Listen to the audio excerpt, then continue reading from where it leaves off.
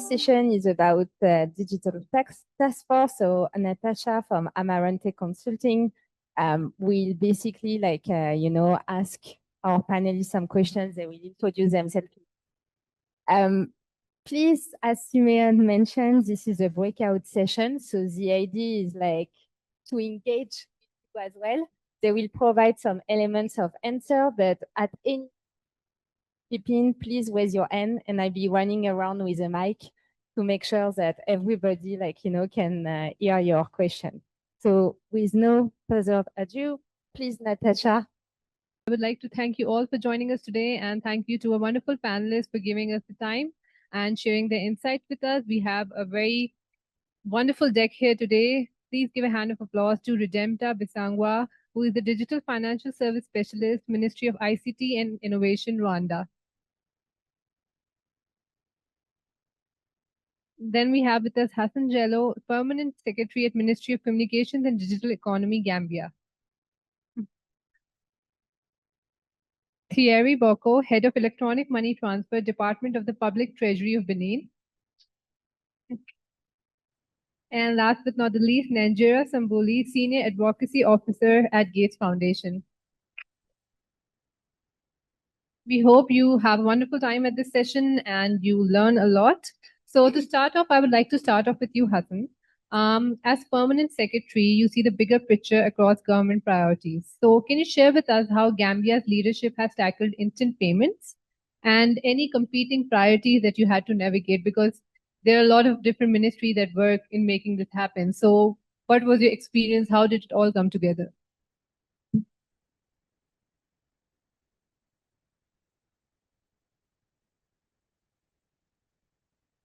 Okay, hello. Okay, thank you very much for the question. From a government standpoint, the implementation of an instant payments sits at the heart of a broader digital transformation and financial inclusion agenda. The Gambia recognizes the digital financial services are not just about convenience. They are the key to unlocking inclusive growth and economic empowerment. Our approach has been to treat interoperability as a national priority under the Gambia Interoperability Switch Program, or GISP. We have ensured strong coordination between the Central Bank of the Gambia, the Ministry of Communications and Digital Economy, and the GAMSwitch, with valuable technical support from our partners at the Institute for Inclusive Digital Africa, IIDIA. Of course, as with any major reform, there were competing priorities from ICT, infrastructure expansion, and cybersecurity policy development to broader e-government digitization. But we have learned to integrate these efforts, ensuring that every digital initiative complements the other. Ultimately, our leadership has been guided by the one simple vision to create a trusted, efficient, and inclusive digital payments ecosystem that leaves no Gambian behind. Thank you.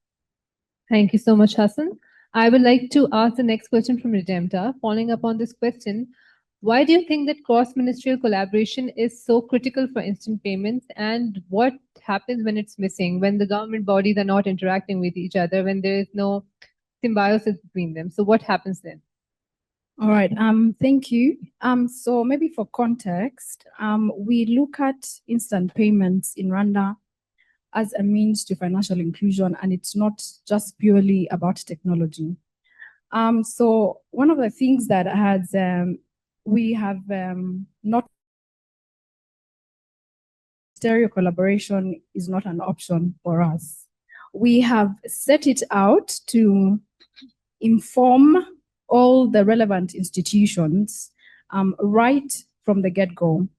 How do we do this from the get-go? Is really we have set out for it to be a shared national vision, and not just something that a policy that one or two people are aware of, but it comes from the top and then right down to the citizen who will be the end user of this payment technology.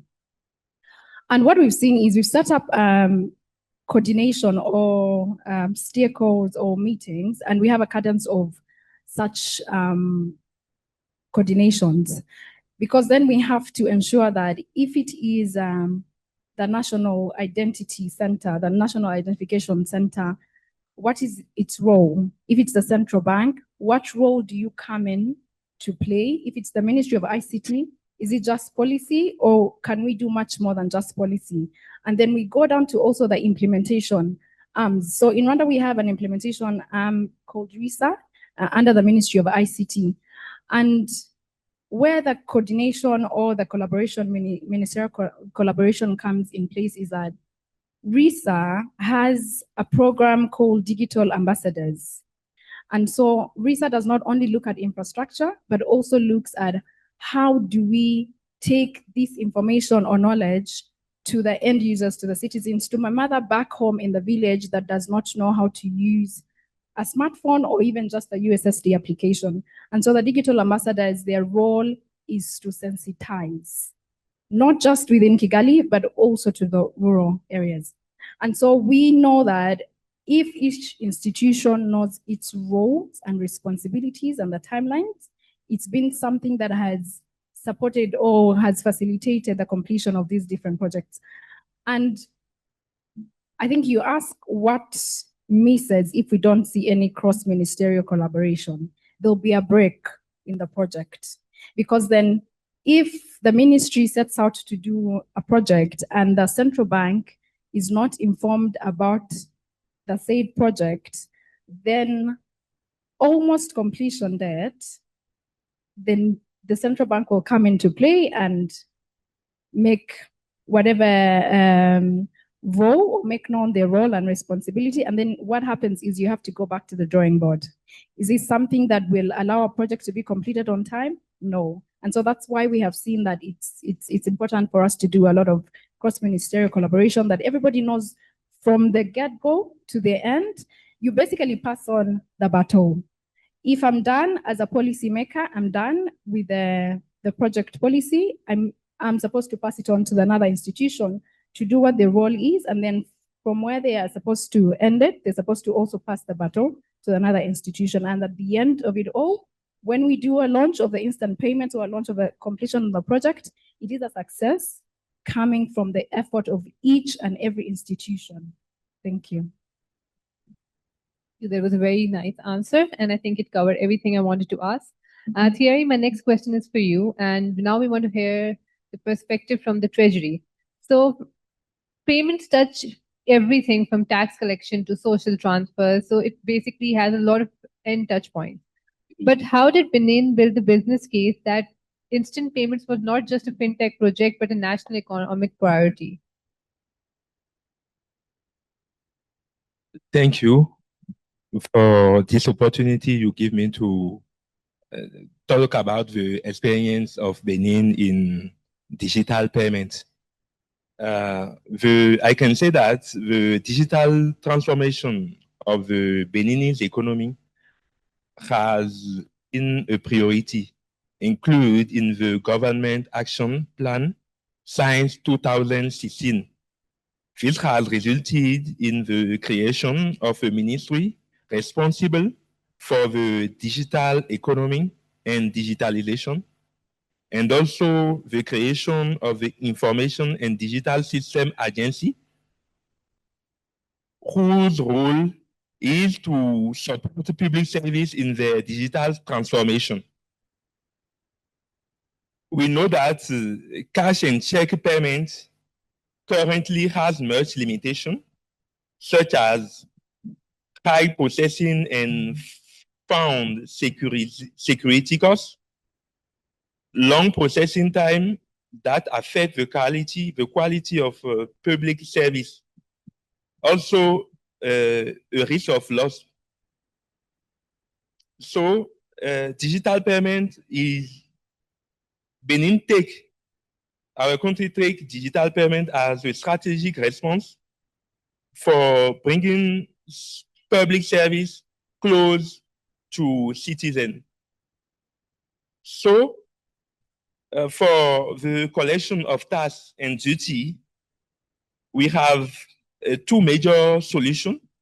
The first one is the National Electronic Payment Platform, which allow people to pay bills online for certain using mobile money via USSD solution and also the web channel. My coworker, Lionel Zegue, here can spoke us much about this solution. The second solution we have is, we call it Trésor Pay. This solution is a digital platform from which citizens can fulfill their obligation to the state, pay various fees to the government. Thank you. Thank you, Thierry. Nanjir, my next question is for you.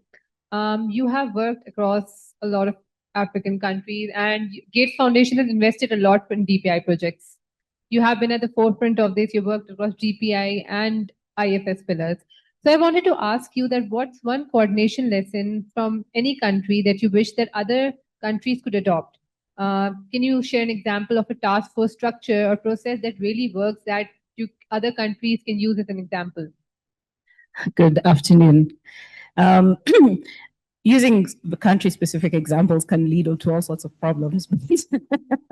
But I would say this, and especially on work that I've done, especially embedding non-technical aspects into technical plans. And in some of my previous work, for example, gender in technology was an important thing. And I know there's a panel right after this. You have to factor in who, within especially a government setting, will have some element of decision in the work that they do, who should be part of that conversation. Now, in the case of gender, it's technically is everybody. What we typically find is if you sent out an invitation for a workshop to a ministry of ICT, maybe Ministry of Finance, and you have gender in it, the first thing that would happen is that the gender thing would be sent to the HR department in any entity. And I remember working very specifically with those actors to make sure that they understood we are talking about the role, the gender perspective, the gender responsiveness of technical things and why that matters, and creating space for these biases, if they exist, to come alive. One thing that helps in that aspect is also bringing in people who are, say, from a similar region or a similar, so if you're working in West Africa or East and Southern Africa, and bringing those folks together so it doesn't feel like you're spotlighting one country for a bias that exists across all of society, but bringing everybody together in a shared trusted space to actually understand what are these biases they have towards the idea of bringing up gender responsive payments, for example. And those building blocks are very much rooted in understanding the context we're trying to intervene in. This is another important thing. I know sometimes for those of us who especially work in the technical field, we think it's payments, so we know it's very objective, it's very technical. It is going into a cultural, social context, political context as well. And you need to understand that so that you make sure you're bringing all the right actors on board. And the people who will know best will also be in that room who tell you who else is not in this room who should be. And that grant work is so important for something to take off at that ecosystem level, at that non-siloed level. Yes, you will need people who work on the verticals, but you need to create that space for the horizontals. And I'll close by saying that it's such an imperative right now for the continent. We've seen so many efforts in the last 20 or so years in the digital realm, but now more and more we are seeing that even within policy-making spaces, people are understanding that when you make work in payments, for example, a focus area for a country, whether it's a mandate for one regime or other, you need to bring in that ecosystem view. So you need to carry a lot of people through. So it's a really mission-oriented approach that is very important. So in that regard, I would say many African countries are doing well in that regard. And we're hoping that in the next, near and midterm, we'll start to see real successes at ecosystem level based on that kind of approach. Thank you. Hassan, I'd like to ask you, first I would like to give a little context. I'm from Pakistan, and the merchants there, they shy away from digital payments a lot because they have taxation issues, they don't trust it, and it has been a very hard and long road to get them to accept digital payments. So I just wanted to ask that, how is Gambia tackling that problem? Because I think that is a universal problem. getting SMEs, getting merchants to accept and to digitize their whole operation, that's a very difficult task for them. So how are you tackling that? Okay, thank you. Just like you said, it's a common problem among many economies and markets. And it's a very real concern also, especially for small businesses. Many merchants worry that once they go digital, their transactions will be more visible, which might expose them to higher taxes. To address this, the government has been working closely with the Ministry of Finance and the Gambia Revenue Authority to make tax processes simpler, more transparent, and more business-friendly. We are also in the process of digitizing tax systems, which will make compliance much easier for small and medium enterprises. At the same time, the Gambia Revenue Authority is running awareness and education campaigns to help merchants understand the real benefits of going digital, better record keeping, improved security, and access to credit and business growth opportunities. Our message is clear.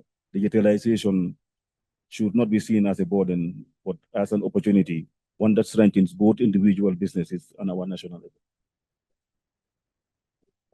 Redempta, I want to ask you if you had a similar experience in Rwanda. How did you get merchants? Was there some pushback from merchants on digital payments? Is there something that you guys had trouble with? Of course, I would be lying if I said we didn't have issues. Yeah, of course, like any other country, we do have issues. But I think what Rwanda we have done is that we talk to everyone, we build for everyone, because we believe that inclusivity takes us far. And so some of the things that earlier I think I spoke about the shared national vision that starts from at the national level. But much more than that is that we have created working ecosystems or regular ecosystem meetings where I think she spoke about it as well. We want everybody to participate, and it doesn't stop at the government offices, but it goes down to the very last person in the rural areas. And I repeat, I think this will come up a bit because they are really the actual users of all these the instant payments. And if we're not able to make instant payments that are safe for them and also really interoperable, then why are we building these systems? Why, if not for them, who are going to be the users of these systems? And then maybe lastly, something that also, in as much as the challenges have been there, we've created communication. And one of the initiatives that we do from the Ministry of ICT in Rwanda is that we created an initiative called Twagiye Cashless that's a local dialect. In English, it would be the Cashless Campaign. And what we do is we encourage all merchants, all DFSPs to really come on board, and we go to them to the rural areas, the places where there are low device penetration, the network is still low, but we try to sort of like go with them, understand what the challenges are, and then we'll come back and then speak. If it's telecos that are supposed to come and partner with us, what kind of support are they coming to bring? What are they bringing to us? And if it's really infrastructure, at the Ministry of ICT, are we looking at it, or is it RISA and implementation? I'm looking at it. And if it's the central bank in terms of pricing, can we sit down with the FSPs and the merchants and sort of like jointly agree and come up with something that works? Because at the end, we want people to use these actual systems or solutions that we're creating. So we do have the challenges, but we've gone before and said, let's involve everybody right from the start, and whatever break we get into, let's all participate and collectively agree on what efforts to go forward with. Thank you. Perfect. I have another question for you, a follow-up. If another country approached you today, that how do we get to where Rwanda is right now? What are 3 important lessons you would share about setting up coordination for instant payments? I think really the same points that I've mentioned. It's really having like a shared vision, goals that every participant will understand, because we need to understand the goals, where we're going. So we have the National Digital Transformation Strategy that after 5 years, we review it and see what have we achieved, what have we not achieved, what can we make better, and how can we progress. So really having a vision,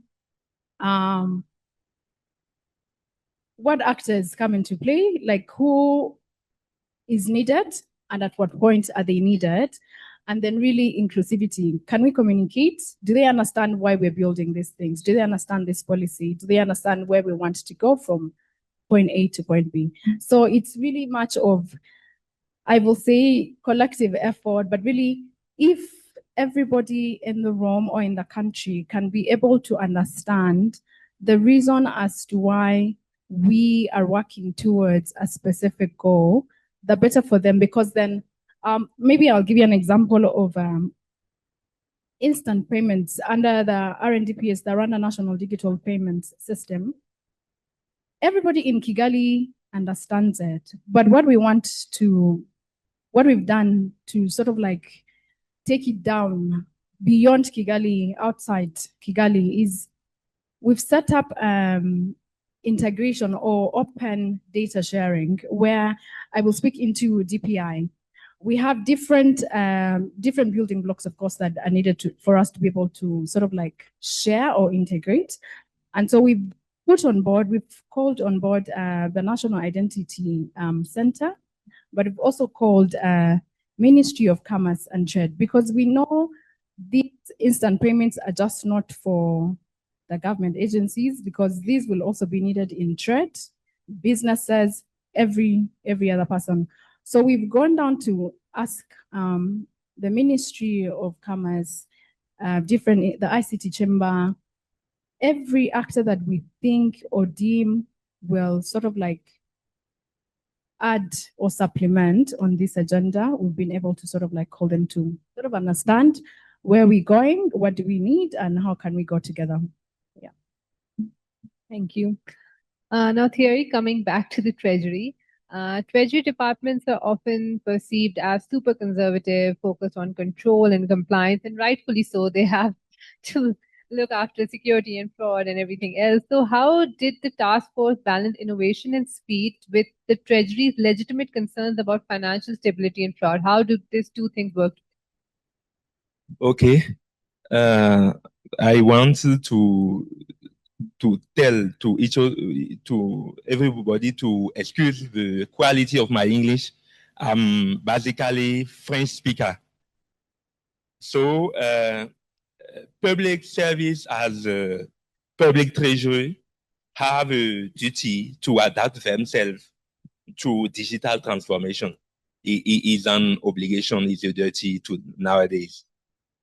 And so the Benin Public Treasury has implemented several reforms, included the creation of a department responsible for information system security. Also, we create an electronic banking department, which is responsible for coordination of all digital payments.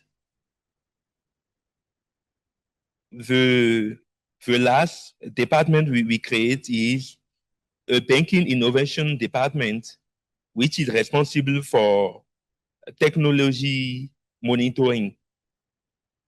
We also develop a clear manual procedure to regulate digital activity and facilitate internal control.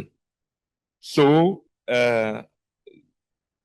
this solution can help us to guarantee the security of public funds. Thank you. Thank you, Thierry. Okay, Nanjira, my question is for you now.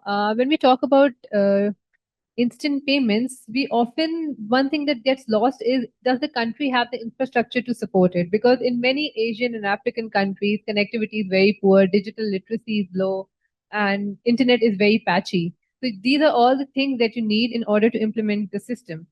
So during this, if all of these things are not available, how should task forces sequence infrastructure investments alongside payment system development? What comes first? How do you decide what is the priority first? Yeah, what comes first was a question I think that will be asked till the end of time, isn't it? All those things, I think the correct answer is that all those things matter, obviously. So if you ask development economists, they'll say, cost of electricity is the takeoff for manufacturing and development. If you ask the internet connectivity people, they'll give you the why. It's the primal thing to do. But I think more importantly, and even Redemptor spoke to this as well, is when you orient people around why we're introducing anything. Today it's payments, tomorrow it could be, if you ask some people, AI.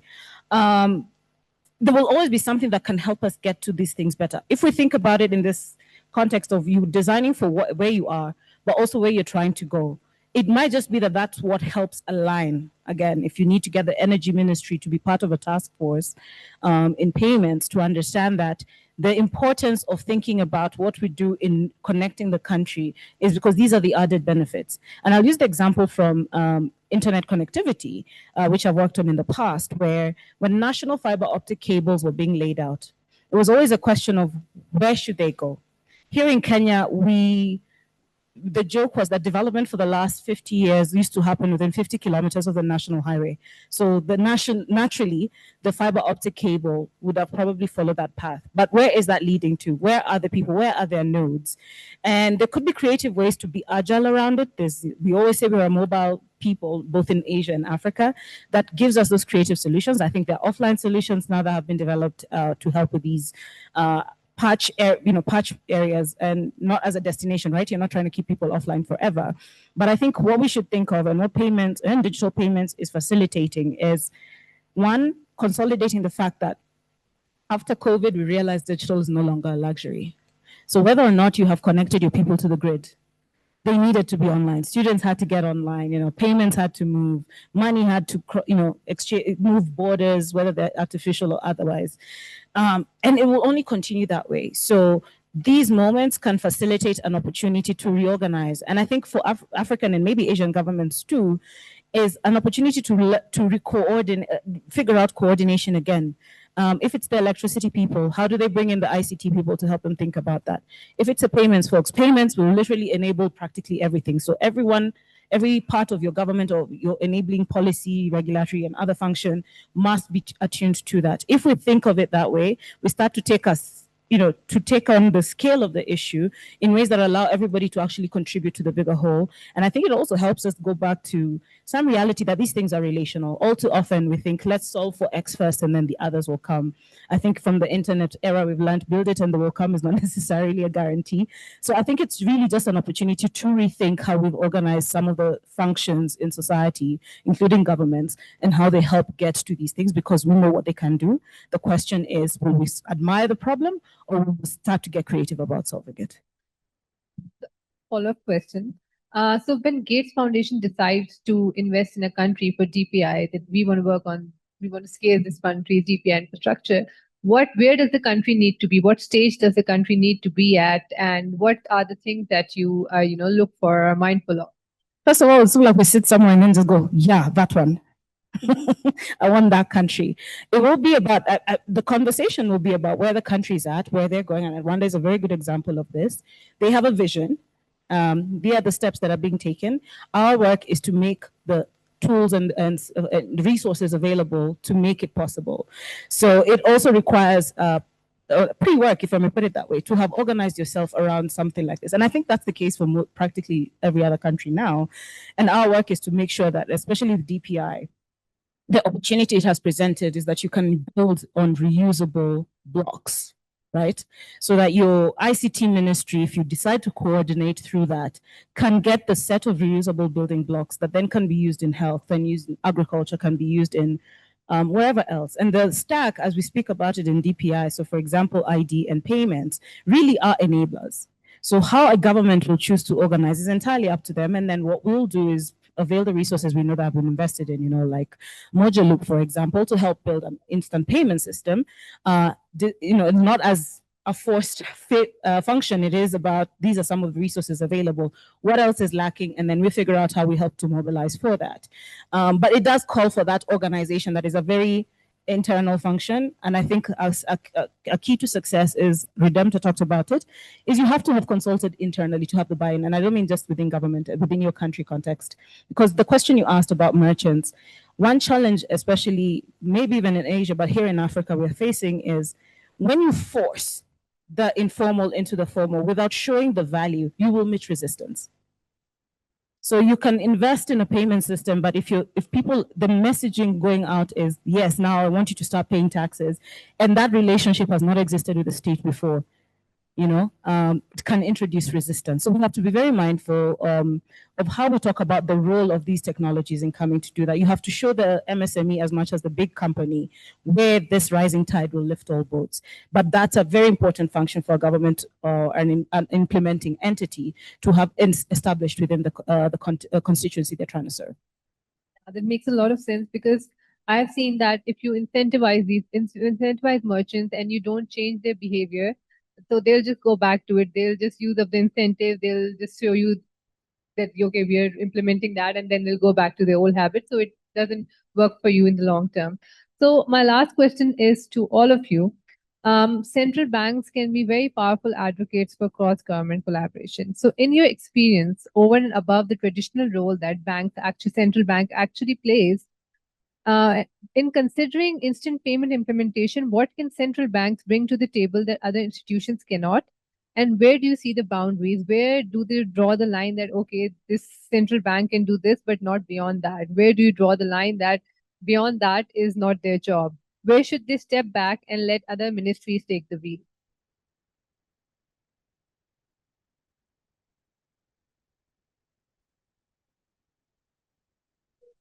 Take a first go at it.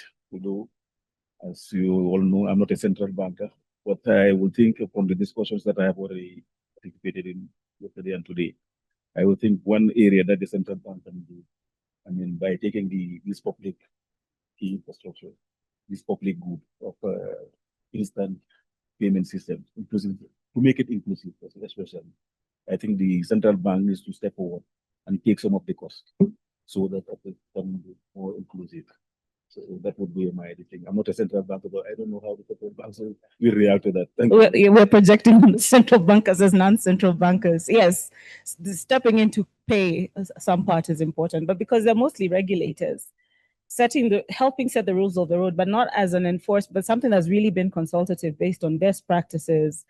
And the vision that the country or context has matters a lot. I think we often forget that the role of regulators as well is consumer protection, right? There's that function that regulation is not just the stick, it's a carrot, it's a carrot as well. So them reorienting themselves into the role that they play beyond just monetary policy and maybe, setting the rules of the road, so to speak, they could play a really interesting coordinating function and bring in Treasury to say, listen, we're planning it this way. This is what we're putting into it. Other ministries go figure out how, based on your partnerships, you're coming in because there are use cases. There's potential here, but I think it will vary by country, from country to country, and political realities have to be factored in. Thank you. Maybe just to add, to supplement is what we've done with, or what we've asked a central bank to do is to sort of like lead on industry guides or participant involvement, because then when participants hear that the central bank has tasked them to do something, it's a wake-up call. And so if they can do the wake-up call for us, then we can be able to do the other roles that come at the end. Yep.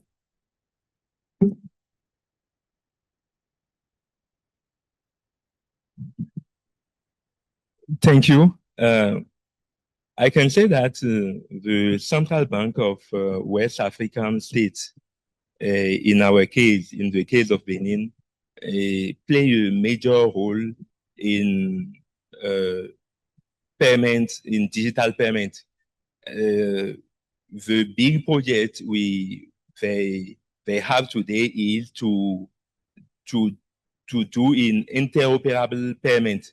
So we have they choose 4 major banks to begin the project, and maybe in 2 years, after 2 years, we can include all the country, all the ecosystem payment of the 8 country in the team system in an interoperable system.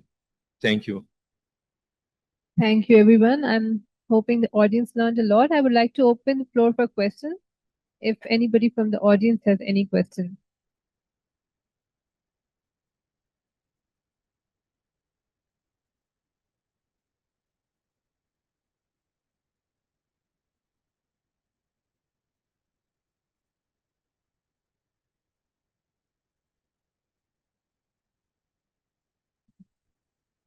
Yeah.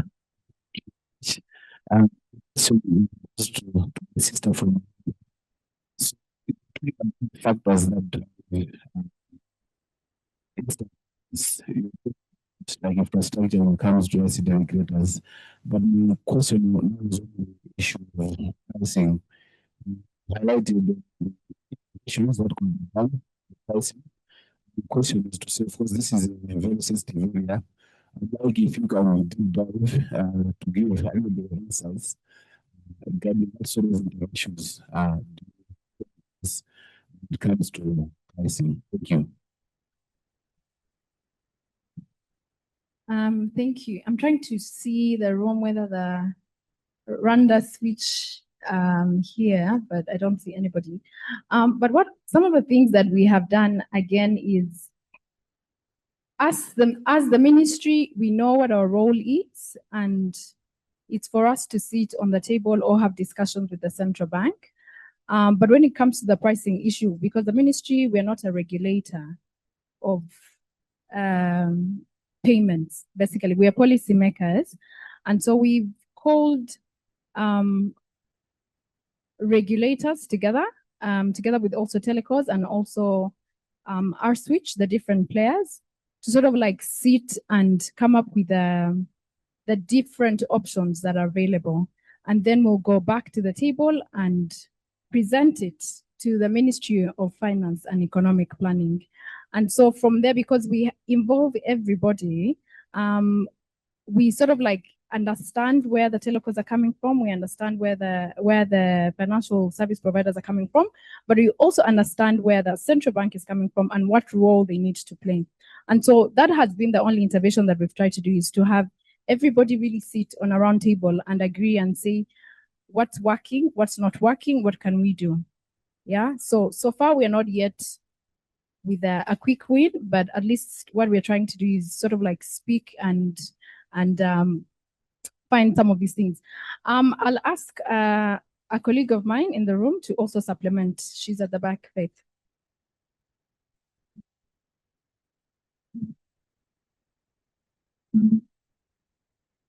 Thank you. Just to answer the question on pricing, I think in instant payments, when RNDPS was being developed or structured, there was a lot of participant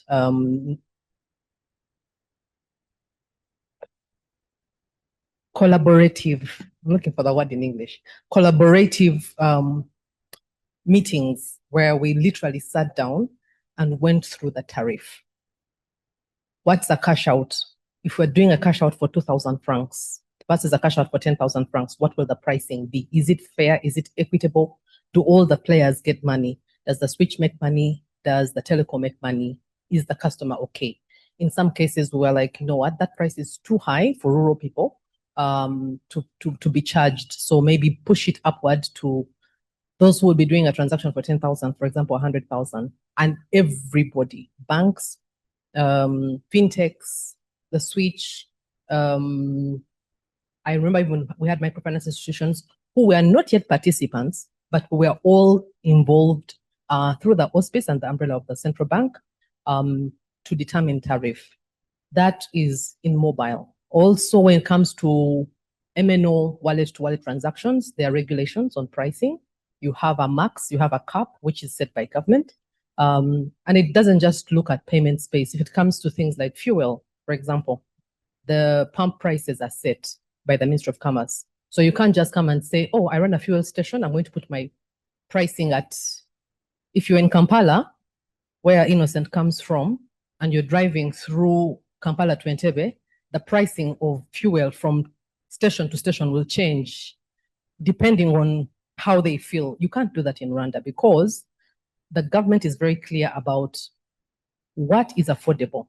If it's a bus fare, how much are we paying between here and X place? If I board a bus, I don't guess the price, it is set, and everybody knows that. So the frameworks and the institutional frameworks within which we operate as a country are clear for everybody. And a lot of these tariffs are published. So I have the right, if I take, for example, a taxi and someone charges me, if you came to Rwanda and you took a taxi from the airport to place A and you were overcharged, you have a right to complain and it will be resolved. So the arbitration or resolution of such things regarding pricing are also mechanisms that are in place. So everything, not just in payments alone in terms of instant payments, but payments in other sectors, as long as it relates to payments, we do have a structure through which government follows. How are we pricing? What's the end user's price? And what does the ecosystem make, between the different players? So whether it's bank to bank, wallet to wallet, fuel price, food prices, you need to make sure that the whole ecosystem is earning, but it's not too exorbitant. So we approach it the same way.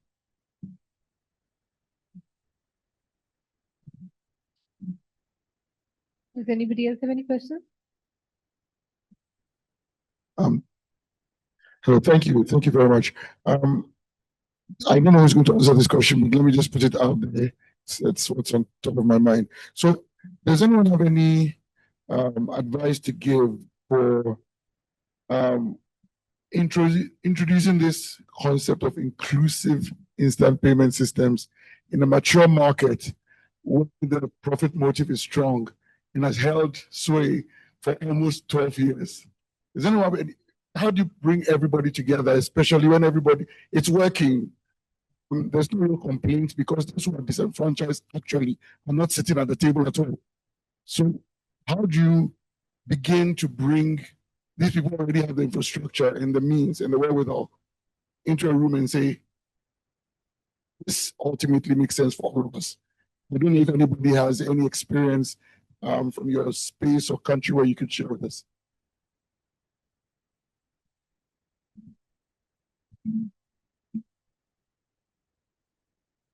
I'm chuckling because it's part political, isn't it?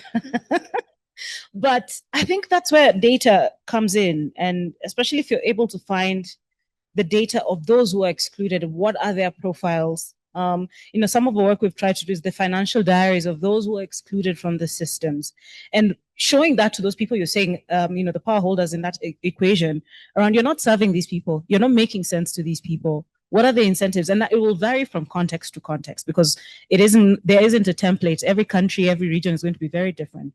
But finding the evidence that shows your system, however inclusive and mature you think it is, has not served this constituency. And these are the gains to be unlocked from that when they're locked in. I think the work of payments is particularly interesting because of what it opens up. For the longest time, this work was where gender was always one of the exclusionary aspects, even in markets that thought they have coverage, right? Is when you find those profiles and you really present that case, right, to all the stakeholders, ideally, and this is an ideal situation where everybody then gets creative about, how do I be the first to tackle that challenge if it's a competitive market, right?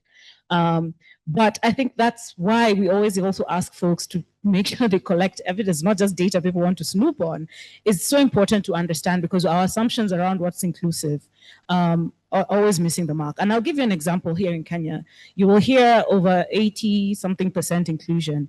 But when you look at the exclusion, when you flip it, even the people who think they have solutions have not yet thought about how they'll cover that market. And you can present it in terms of gains, GDP, all the good stuff. But these are, at the end of the day, people. They have ideas, solutions that perhaps they've even created for themselves, perhaps sometimes entirely offline. And you will actually have a harder time bringing them online into your system the longer we wait and ignore that. So it's really about a curated conversation that brings in, maps the political realities, and I re-emphasize it is very political, but with the evidence that shows this is what the cost of exclusion is. I think, sorry, we don't have time for any other question at this point in time. We're already running out of time, but thank you so much to all the panelists for your great insight and also from the engagement. The panelists will be around. So for the people who didn't have the chance to ask the question, please look for them. Thank you again.